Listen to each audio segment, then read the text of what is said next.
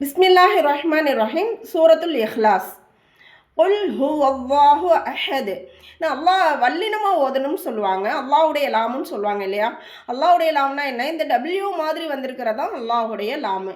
இதுக்கு முன்னாடி உள்ள எழுத்து ஜபர் அல்லது பேஷ் பெற்று வந்துச்சுனாக்கா பின்னாடி கவனிக்க தேவையில்லை. அல்லாஹுடைய லாமுக்கு முன்னால் ஜபர் அல்லது பேஷ் வந்துச்சுனாக்கா நாம் அதை என்ன செய்யணும்? வாய் நிறைய வல்லினமாக உச்சரிக்கணும். குல் ஹுவல்லாஹு அஹத் அல்லாஹு ஸமத் லம் யலித் வலம் யூலத் வலம் யகுல் லஹு குஃபுவன் அஹத். கல்கலாவுடைய எழுத்துனா என்ன?